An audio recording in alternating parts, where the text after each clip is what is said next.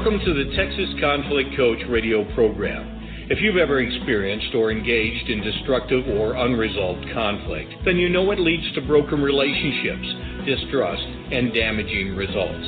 Our program will help you manage and resolve conflict effectively with strategies, valuable resources, and support. Since 2009, our radio program hosted guest experts from around the globe sharing their perspectives, experiences, and expertise while giving you food for thought. If you can't listen live, then download and listen to any of our 300-plus podcasts in our library at texasconflictcoach.com.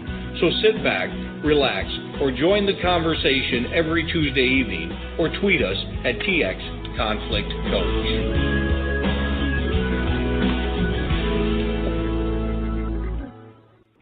Well, hello, listeners. We continue with our series dealing with customer complaints and conflict as it pertains to the retail and service industry. Our program tonight is managing and measuring the customer service experience with mystery shopping, and I have with me tonight Rich Bradley, and I'll talk a little bit about who he is in just a moment. Now, many of you have heard of mystery shoppers and might have been curious on how do I become one. We will certainly talk about this, but how does this relate to curbing customer complaints? Mystery shopping can help companies avoid conflict and negative customer experiences before it becomes an issue. So if you've ever found yourself wondering if mystery shopping is too good to be true, then this discussion will help you learn the facts. Rich Bradley will explain what mystery shopping is, what it is not, how to avoid the scams, and how a business can benefit from measuring their customer experience. So who is Rich Bradley? He is the board president for the Mystery Shoppers Provider Association North America, which is the largest customer experience trade association in the Western Hemisphere.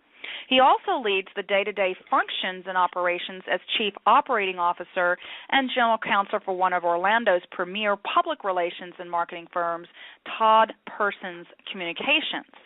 Now, tonight we do have our chat room open. I see that we have some guests in there now, so thank you for joining us there.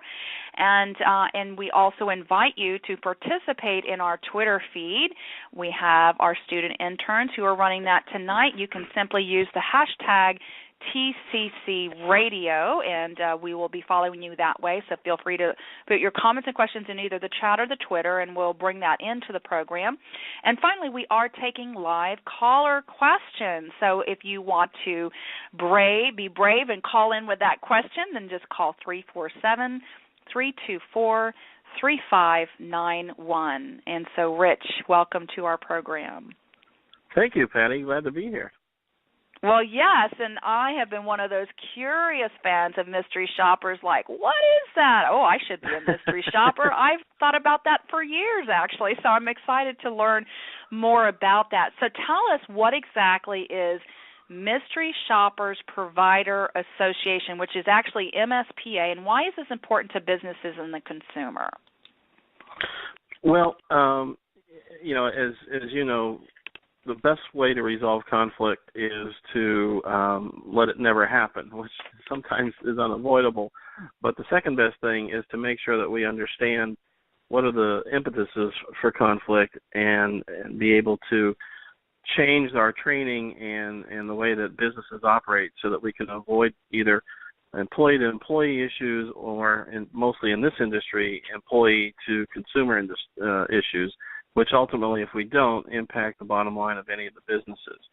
So mystery shopping really, in a very clinical sense, is an objective snapshot of the past. It's a person going into a business and gathering a snapshot in time of data of what's going on, writing that up as a report and submitting that to one of our member companies who then pass that along to the client so that that client who can't get around to observe every one of their branches has some sort of feel for what went on in their establishment at that point in that day. Now, to clarify, when you say objective, right, because we could go in there and be very subjective, why do you say objective? I assume they're using some criteria of something they're measuring in this data. They do. Typically a client will not want to necessarily know if it's a restaurant. Did you like the food? They might ask that as a generic over the top, but they're not looking for a restaurant critic. They're looking for more very objective things like when you walked in the door, were you greeted? Did the greeter have a smile? When you sat down at your table, were the silverware and the plates and glasses, were they clean?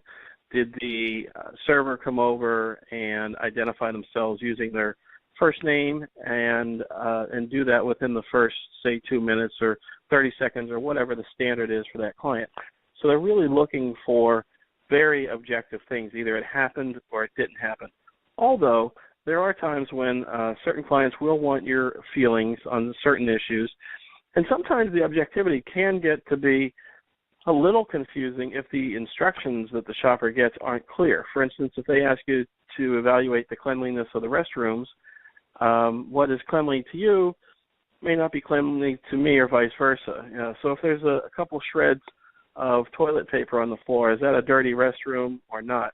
So one of the things that our companies really try to do is make this as objective as possible and say these are the standards for scoring this way or the standards for scoring that way. So very interesting. Okay, so now you mentioned restaurant. That's just one of the industries, but you really, serve a broad range, as I understand. Can you say a little bit more about that? Sure. I mean, pretty much any for-profit type of establishment that you can think of is probably doing some sort of mystery shopping.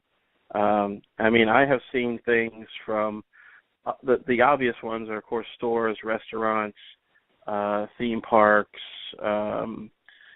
banks, gas stations, oil change places, car dealerships, apartment buildings. But I've also seen funeral homes and government services. So pretty much anybody involved in commerce, with a customer wants to know how are we doing and how can we avoid any kinds of perceived problems or real problems with our customers. That is so interesting. When you said the funeral home, I'm like, okay, what are they measuring? And like you said, it's really what the client, the business, is wanting to know in a way. And I assume that means they also don't know, because it's a mystery. They don't know that who the mystery person is at any given time that's going to be in their service industry, business, restaurant. Is that right? I would say that's the case, and probably 95% of the time. There are shops that we generally refer to in the industry as reveal shops, where there might be a contest going on. For instance, I participated as a shopper 20 years ago in one of these where there was a certain national breakfast chain, and they were doing this co-promote with Coca-Cola. And so when you sat down and you ordered breakfast, I don't know how many people drank Coke for breakfast, but the waitress was supposed to at least offer you, would you like a Coke with that? And if they did, I had been shipped a case of Coke, 12 Coke glasses and a $50 gift certificate. And if they offered me that, then I was supposed to immediately reveal, congratulations, this was a shop, and you've won a case of glasses and a gift certificate. And the worst parts of those shops, of course, are when they don't do it. You've got to go, did you forget to mention to me that I might be interested in a Coke? Oh, yeah, unfortunately, I can't award you the prize. So about 5% maybe are reveal shops like that. But most of the time, nobody should know who the shopper is but the company that's put them in there.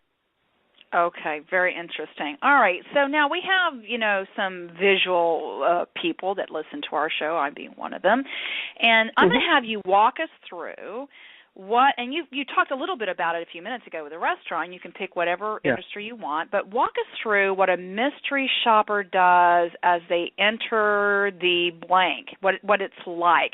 Because to be honest with you, I always had this vision, like the old Pink Panther days. I'm just telling my age here. You got the woman who's got the big broad brim hat and her big long, big sunglasses, and she's sneaking around with this clipboard, and I'm thinking, okay, that's probably not it at all. So walk us through what that feels and looks like as a mystery shopper. Well, let's take restaurants, because that's a fairly common shop, and everybody has eaten out, so they can kind of put themselves in the eyes and the ears of a shopper here. So there's a restaurant down the street that you've accepted an assignment to mystery shop, and you would have been provided by the company that you're doing this assignment for with instructions that have come from the restaurant itself. So they've been relayed through the company that you're doing the assignment for. And these instructions will include two things. One, literally the instructions of what to do and what to look for, and again, what makes a clean restroom and not a clean restroom. And secondly, the actual form that is online that you'll be going back and submitting your information on. So you'll probably have a printout of that. And as you pull into the parking lot, you'll find a space away from the front door. And before you get out of the car, most of our shoppers will tend to look at those instructions one last time and look at the form one last time, so it's fresh in their mind, because you never want to bring these materials into wherever you're going. So they get out of the car, typically in a restaurant environment, the first thing they're going to be looking for is the parking lot itself.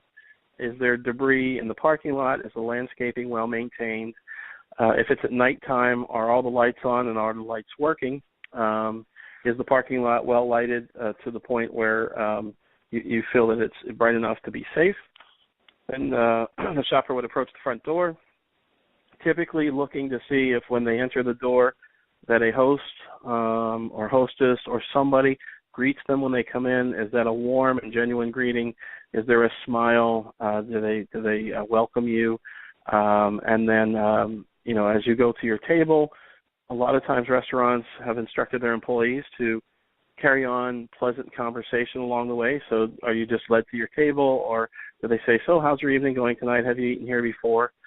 Then as you sit down, you would be sort of noticing all the way through cleanliness issues, but as you sit down at the tables, is your table or booth clean? Is the cutlery clean, the plates clean, the glassware? Does the server come over, as we talked about before, within a certain period of time? Do they introduce themselves? What do they say when they get there? Do they recommend certain things on the menu? Do they ask you if it's your first time? And from that point on, you'll just follow a typical, very ordinary scenario of ordering, and often you'll be told what to order, not maybe the specific dish, but it might say order 1 appetizer, 2 entrees, and 1 dessert, 2 non-alcoholic drinks, and then you can pick whatever you want from that. Sometimes you'll be asked to time things, how long, at what time did you place your order, and how long did it take for that order to come out? Generally on the food, as I said before, they don't ask a whole lot about was it good, because that's pretty subjective, but they will ask, did hot foods, were they served hot, were cold foods served cold?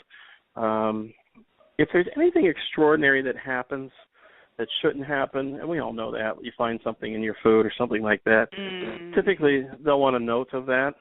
And then, of course, typically they'll want to check the restrooms. They'll want to know, when you were ready to go, were you given the portfolio with your bill, and was that turned around quickly, accurately, those types of things. Then you would leave the establishment. A lot of people, again, since you're parked away from the door, will make some quick notes of anything they think they might forget on their form, and then they come home and fill out the form and submit it. Interesting. And, of course, I know listeners are going to be like, okay, so who paid for the meal? and actually we will – go ahead, answer that, and then, but we will definitely come back to those who are interested in becoming mystery shoppers. But go ahead. Well, typically you would pay for the meal, and when you submit your report, you would upload scans of your receipts, and those would be reimbursed. And, of course, since they're reimbursements, they're not taxable. And sometimes there's a fee on a restaurant, sometimes there's not. Sometimes your compensation for doing the assignment is a comp meal. But sometimes there's a fee attached to it. And if there's a fee, of course, that's ultimately taxable, but your reimbursements are not. Okay. Well, we're going to talk more about that because I know that we want to let people know how they can become a mystery shopper if they're interested in.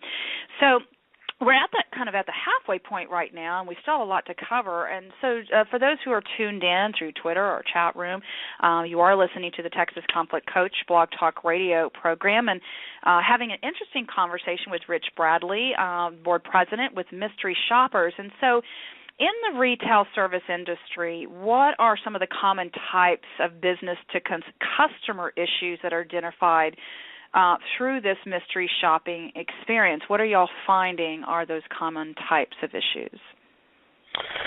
Well, every company has training, obviously, for their employees and a customer service philosophy. And generally, the two things that you really find correlations to are team member to team member. And, if a team member is not doing what policy dictates and that everybody has been trained to, that can tend to create a little bit of friction amongst coworkers.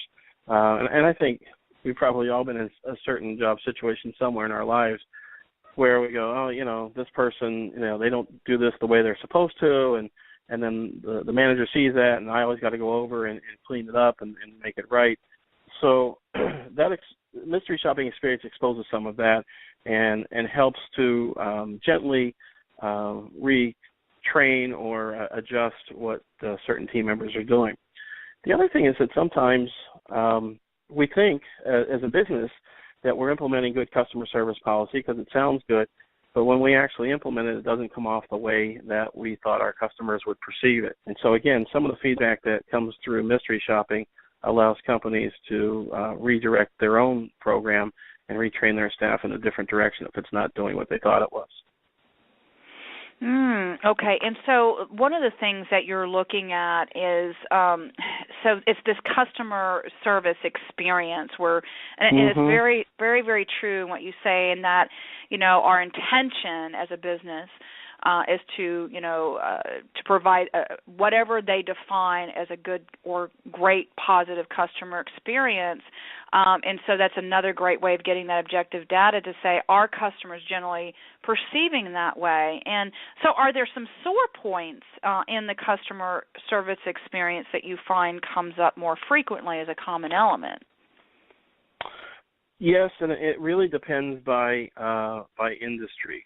For instance, in the banking industry, a lot of times you find, especially when times are economically good, trying to get your local branch on the phone can be quite challenging. They've got people in the store, business is good, and sometimes it's nothing more than the fact that there's only so many people and they're all engaged, particularly tellers, with the people in line, and so nobody's picking up the phone. And a lot of times that's not realized until that comes out in a report. The restaurant industry, the retail industry, they all have their own sort of particular quirks, and that's sort of what the real value of mystery shopping is it brings these little issues to light that maybe a manager who's really got 20 things on his mind and trying to move a bunch of things forward just doesn't catch those little nuances that are impacting that experience in a negative way for their customers. And so this program brings it to their attention, and then they can address it.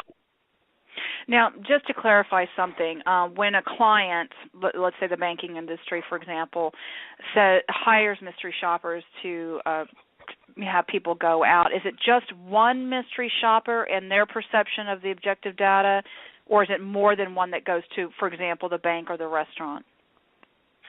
It just depends on every business and what they want to do and how much they want to invest in the program. Some businesses will do an observation every week, and some will do them once a month, some will do them once a year. So that's why we always encourage businesses to do them frequently. It sounds self-serving because obviously that means more. Because mystery shopping is, as I said, an objective snapshot of the past, it's a portrait of what happened on that day at that time. So if the people that the shopper was dealing with, or if the server in the restaurant that shopper was dealing with that day was really having a bad day and not one of their typical days, if that server is not shopped more frequently, then that's what the report on that shopper is going to say. It's going to be negative for that.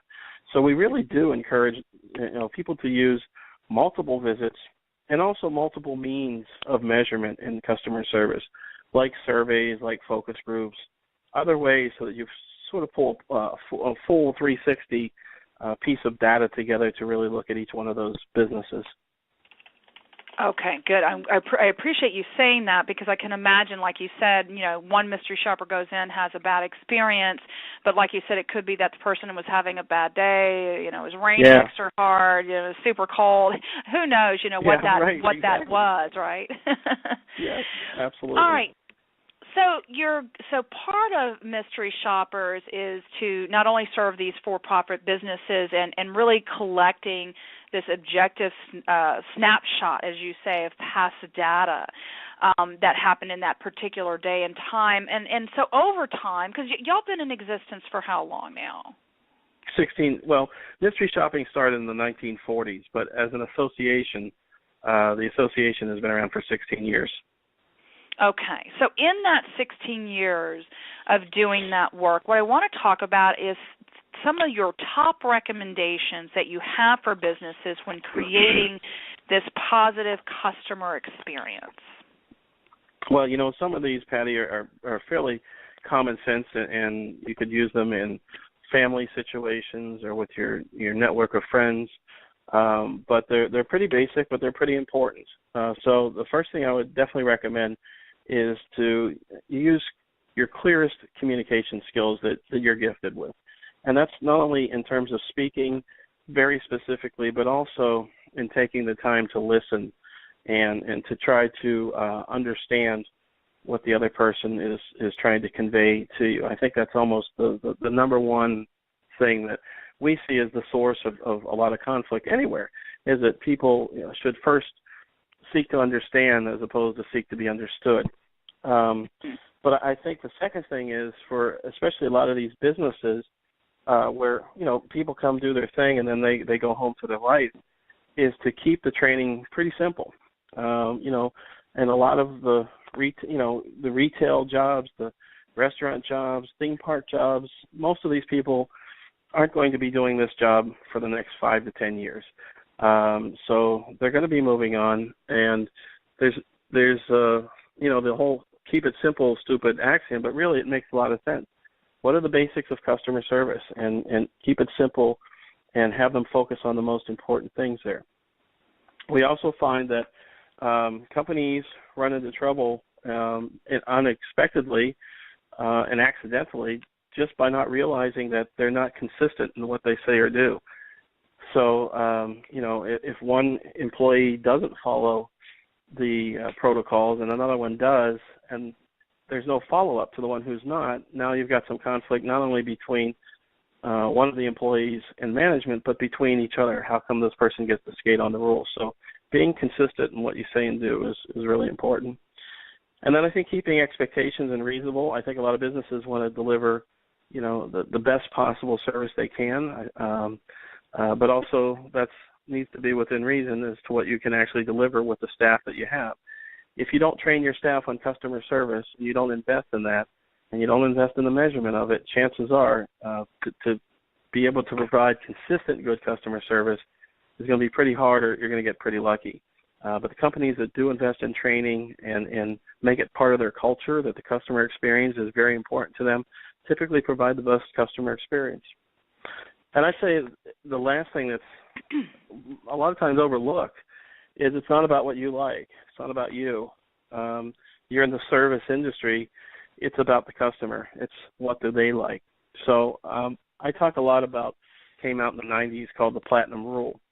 We all know the Golden Rule says do unto others what you would have done unto you, which is sort of a very selfish perspective in one regard. The Platinum Rule says do unto others what they want done unto them. So use their paradigm, not yours, in terms of what the reward is or the treatment. And so a lot of training that we do in this industry is when we get these results, we try to remind those clients that it's not what you think is best, it's what the feedback you're getting from this data from the people you're trying to sell to is best. I'll tell you really quickly, part of my background before this was television and sports. And so I was running a major soccer team, and the owner had all these ideas about what we should do in the arena. Was it major indoor soccer? And I said, they were completely off the wall. And I said, if you want to buy all 18,000 tickets, let's do it your way. If you want to sell them to 18,000 people, we need to figure out what they want to see, not what you want to see. I love that, and I love the reference to the book, and also the do unto others what they want done unto them. I love that. Because it is them. I mean that I don't think sometimes we kind of take that for granted. It goes back to that comment you made earlier about what are the customer's perceptions of your intention of a good customer experience, and so it goes back to what is it that they like and what is it that they're telling you, which goes back to that investment and measurement of customer service. A lot of times we don't put that commitment investment of actually measuring those in objective ways, and that's one of the biggest things that y'all do as mystery shoppers. So How does a business or a potential mystery shopper get involved with the association's services? What are the requirements? What are the needs? And you could start whichever angle you want, from the business angle or the mystery shopper angle. Well, both would go the same route, actually, Patty. The best thing to do is to go to the trade association's website, which is www.mysteryshop.org, and we have a list of all the companies who are members. So if you're a business looking for a company to do work for you, peruse the list, see who you like, and then you can see how to contact them on there and start to talk to them. If you'd like to be a shopper, we especially say to do the same thing, because every one of those companies on the website have been vetted. They're legitimate. They're up and up. They've been in business for a certain number of years. They cannot be members of our association without passing these tests. There are some people out there, and maybe some people listening have gotten emails, unsolicited always, saying, hey, be a mystery shopper, send us this, do this. Always ignore those. First of all, none of our members, and no legitimate company is ever going to send you a check for $3,000 before they've ever met you, which is one of the scams. The second thing is none of our members are allowed to charge you to become a mystery shopper. So if somebody says, hey, send us $50 and you can become a mystery shopper, they're probably not legitimate. So again, we would also strongly recommend those who want to be mystery shoppers to come to the association's website. And then you would almost do the same thing as the companies. You figure out, who you want to apply to, and you go to their website, and they all have online applications so that you can enter into their database.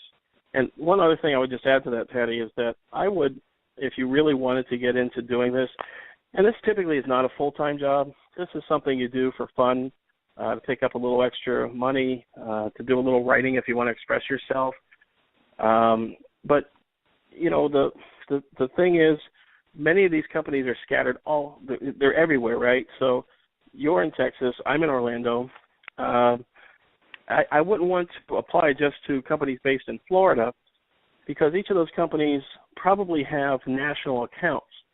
So if somebody, and I'm just going to make up a place, if it's Taco Bell, and a company in Florida is mystery shopping Taco Bell, they're probably going to be mystery shopping all over the country, not just Florida.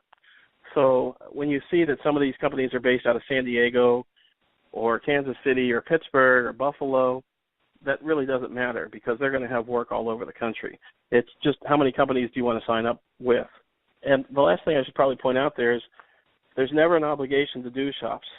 Once you apply and once you're in their database, then you have the ability to go in, and you're an independent contractor, freelancer, so you apply for what projects you want, and if you get it, you'll get the instructions like we talked about. You go do it, you submit it, you get paid. There's no obligations to take assignments. There's no minimum you have to do for any company. So if you decide you might want to do this, I would say sign up for as many companies as you can, and then pick and choose which assignments in your area you want to do. But it's the business that decides if they're going to hire you as a mystery shopper, not the association. Right, that's right. It's those companies that you would apply to, yeah. And they keep records. They keep records on all your shops. So when you submit a fair number of good shops, and then they have something that's like really cool that either pays a lot of money, or it might be a cruise or a hotel stay, they'll go back to their shoppers who have been with them and who have put good reports out. And that's one of the rewards that they'll typically do is they'll go to those folks first. Okay, that's very, very interesting. And so I think that, folks go to the MSPA, and it's .org, I believe it is, website, yes. Or mysteryshop.org as well. Mysteryshop.org. It's mysteryshop.org. Mysteryshop.org, yes, okay. Yep. And whether you're a business or a potential shopper, to get all, but I appreciate the tips that you just gave about that too. So as we start to close, I just wanted to ask you one last question, then we'll go into some closing information, and that is, what do you think is the future of measuring the customer experience? Because you've already talked about some of these spammers, scammers that are in the country, and we really need to be aware of that. But what do you think is the future then of if people really need to be investing in measurement of customer service? Say more about that piece of it. Well, in brief, Patty, a lot of the industries around the country and the world are becoming homogenized. And what I mean is this, I lived in Buffalo for 4 years, and there are a couple restaurants up there that make certain foods certain ways. And there was a period in time where you could never get that unless you lived in that area. There's one place that does an unbelievable Italian sauce. And today I can order cases of that to Florida. So that's just a micro example. On a macro basis, a lot of the restaurants around the country are serving the same things. So in other words, the menu, the product, a retail store's line of clothing, you can find the same thing at Sports Authority as you can find in Dick's. And so there's no distinction there. As we go forward more and more, as that homogenization and that global economy shrinks on us all, what's going to matter is how are you treated? Where do you like to shop? Because that's going to be the difference. And so I think there's a huge future yet for what we do in our industry, because it's going to matter almost more than anything except maybe price. Sometimes the airlines are a good example of this. People will put up with lousy service to save a few dollars. But short of that, in most other places, customer service really matters.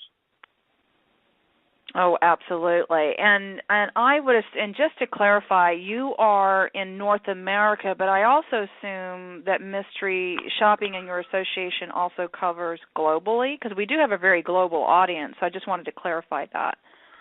Yes, that's a good point. It all started here in terms of the industry and the associations, and around after our 5th or 6th year, we had people from all over the world that would come to the U.S. for our annual conferences, and a group broke off and started MSPA Europe, and then shortly after that, MSPA developed another chapter in the Asia Pacific area, and there's a 4th chapter that launched about 4 years ago in Latin America. So if you are listening from around the world, and you can get to all of the local sites just from mysteryshopping.org, then you can go to click on to MSPA Europe, for instance, if you're listening in Europe. And also, if you're traveling, and not only internationally, but even domestically, sometimes people, get into mystery shopping and they go, hey, I'm going to be in San Diego for 2 weeks, or L.A., and so you go to those companies that you're signed up with, and you not only see what is available in your area, but you can see where you're going on vacation. And sometimes you pick up some extra money, or you get to go to a theme park in the West Coast or in Florida and do a mystery shop, but you're going for free. Jeez, I need to be doing that. Actually, it really has been something I have always wondered about for years and years and years, and this has been really, really informative, and also very, kind of setting straight the mystery, the myths, about mystery shopping, and so I really appreciate you clarifying that. But the value of what you're trying to do in helping businesses understand where conflict that comes up with customer service and the customers that complain, and what do we do around that. And so I really appreciate y'all talking about that today. Now, as our listeners know, we usually have an assignment for the week or some type of call to action that we ask our guests to give them. So what is your assignment for the week? My assignment is to go to a store, don't go independently, but if you're out shopping or if you're going to dinner or if you're grabbing a lunch, and pretend to be a mystery shopper and see what you observe. See, I know you won't know all the necessary policies, but you'll know whether somebody greeted you or smiled at you or made you feel welcome, and see how you feel about that. And if you go, you know what, I think this could be fun to do on occasion, then go back and go to mysteryshop.org and look up a bunch of companies, go to their website, and turn in your application and make a difference in the world. Oh, absolutely. Okay, that's a fun assignment. I'll have to do that myself. It is. Yeah. All right, Rich. So we do know we've given everyone the mysteryshop.org. That's mysteryshop.org. And again, depending on where you are in the world, you can go to that same website and link in anywhere, as you were mentioning earlier. Are there other things you want listeners to know about as far as how to contact you, other websites at this point that you want to share? No, everything. I would direct everybody to mysteryshop.org. And if I could just underscore incredibly, don't ever, ever, ever take an unsolicited email. Our member companies typically do not ever put emails out asking you to be a mystery shopper. They might put some flyers up where they're having trouble recruiting. Most of them just put it on their website, or they help each other out and say, hey, I need some shoppers in South Dakota, and I've gone through all my shoppers. Can you help me? And there's sort of a collegial atmosphere of helping everybody. But so many people, including me, get emails from people that are just scammers. Don't do it. If you want to do this, go to mysteryshop.org and go straight to one of our member companies who, are on the up and up. Okay. Well, thank you. That's a really important message to hear, and so again, I thank you and for underscoring that final message. Rich, thank you so much for being with us today. Thank y'all for being in the chat room tonight, and have a good evening. Thank you. Thank you for listening to the Texas Conflict Coach. We hope you've enjoyed the program. You can find over 300 podcasts archived to listen at your own convenience at texasconflictcoach.com or download the podcast at iTunes or Stitcher Radio. To learn about upcoming radio programs and resources, sign up for our monthly e-newsletter.